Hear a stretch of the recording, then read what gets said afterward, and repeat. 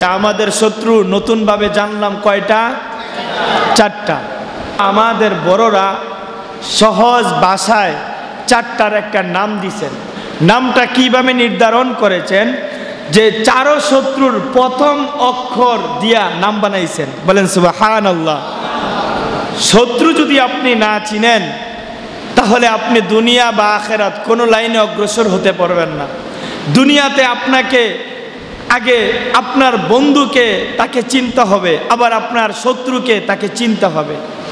আপনি যদি আপনার বন্ধুকে না চিনেন, বন্ধুর সাথে যেরকম ব্যবহার শত্রুর সাথেও সেম ব্যবহার, চলাফেরার ক্ষেত্রে ব্যবহার ভিন্ন কথা, কিন্তু বন্ধুর কাছে আপনি যেই কথা বলেন শত্রুর কাছেও যদি সেই কথা বলেন তাহলে আপনি বিপদে পড়বেন কি পড়বেন না?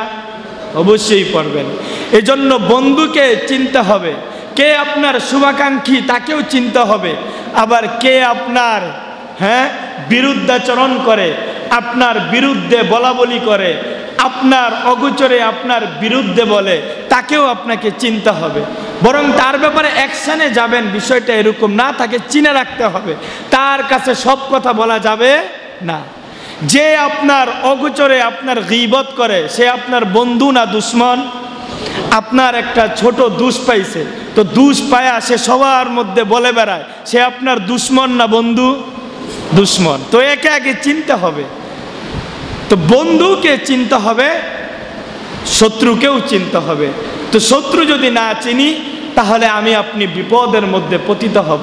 তো আমাদের শত্রু মোট কয়টা জিনিস? চারটা জিনিস। কয়টা জিনিস ভাই? বড়রা এই চারটার প্রত্যেকটার প্রথম অক্ষর দিয়ে একটা নাম তৈরি করছে। চারটার থেকে প্রত্যেকটার প্রথম অক্ষরগুলো নিয়ে একটা নাম তৈরি করছে। সেই নামটা হলো দুশ্মন। কি নাম? দুশ্মন। দুশ্মন বাংলায় বলেন, আরবিতে বলেন, লেখতে কয়টা অক্ষর? চারটা অক্ষর। কয়টা অক্ষর ভাই? গুরুত্বপূর্ণ আলোচনা, বলতে হবে এবং শুনতে হবে, আওয়াজও দিতে হবে। কয়টা অক্ষর? চারটা অক্ষর। আমরা বলি না ও আমার দুশ্মন, বলি না এরকম? তো এই দুশ্মন লেখতে কয়টা অক্ষর? চারটা অক্ষর। প্রথম অক্ষর দাল, দাল শিন, দুস মিম নুন, দুশ্মন, দুশ্মন। তো প্রথম অক্ষর কি? দাল। দালে দুনিয়া। দালে কি? দুনিয়া। রেফারেন্স ইনশাল্লাহ দিব, আগে বলে যাই। দ্বিতীয় নাম্বার শিন, দুস, ওই শিন, শিনে শয়তান। শিনে কি? শয়তান। তৃতীয় নাম্বার মিম, দুশ্মন। এই যে মিম নুন মান, তে মিম, মিমে কি? মিমে মখলুক। মিমে কি বলেন? মিমে কি? আমি জিজ্ঞাসা করব। মিমে কি? মখলুক। তারপরে কি? নুন, দুশ্মন। তোর শেষে কি? নুন, নুনে নফস, নফস, নুনে কি? নফস। তো মোট আমাদের শত্রু হলো চারটা জিনিস। এক নাম্বার দুনিয়া, দুই নাম্বার শয়তান, তৃতীয় নাম্বার মখলুক, চতুর্থ নাম্বার নফস। এই চারটা জিনিস হলো আমাদের মূল কি? শত্রু, আমাদের দুশ্মন, আমাদের শত্রু। তো মোহতারাম মুসল্লি ভাইয়ারা আমার, এবার আসুন দুনিয়া কিভাবে আমাদের দুশ্মন জানার দরকার আছে না নাই? দুনিয়া, এই যে বললাম কথাটা, এটার রেফারেন্স দেওয়ার দরকার আছে না নাই? আছে, অবশ্যই আছে। আল্লাহ পাক রব্বুল আলামিন পবিত্র কোরআনের মধ্যে ঘোষণা দিয়ে বলেন যে এই দুনিয়াটা হলো কামাইন, পানির ন্যায়। কিসের ন্যায়? পানির ন্যায়। তো পানি আমাদের বন্ধু নাকি দুশ্মন? বন্ধু। পানি ছাড়া বাঁচা সম্ভব? বলেন, পানি ছাড়া বাঁচা সম্ভব? পানির অপর নাম কি? জীবন। পানি ছাড়া বাঁচা সম্ভব না। পানি অবশ্যই লাগে, কিন্তু যখন বন্যা আসে তখন পানির অপর নাম মরণ।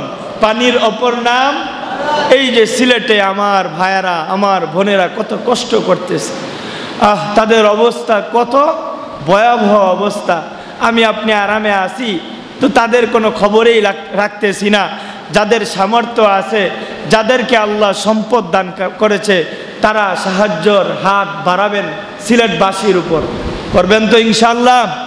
আমার ভাইয়েরা, আমার বোনেরা, ছোট ছোট বাচ্চা, ছোট ছোট নাবালেক মাসুম বাচ্চা, বহু মাদ্রাসা, বহু মসজিদ, বহু এতিমখানা, হ্যাঁ, বহু এরকমভাবে প্রতিষ্ঠান পানিবদ্ধ হয়ে আছে।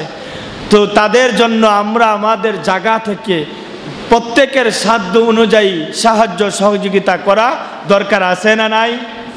আর সবথেকে গুরুত্বপূর্ণ বিষয়, সবথেকে বড় সাহায্য যেটা, সেটা হলো দোয়া।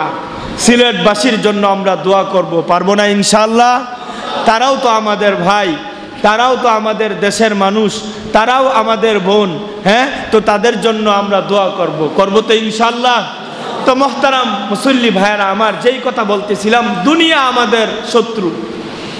তো দুনিয়া কিভাবে শত্রু? আল্লাহ পাক কোরআনের মধ্যে দুনিয়ার উপমা দিছেন কামাইন, পানির ন্যায়। পানি আমাদের কি, একদিকে বিবেচনা করলে পানি আমাদের বন্ধু, পানির অপর নাম কি? জীবন। আবার বন্যা হলে ওই পানির অপর নাম হয়ে যায় কি? মরণ।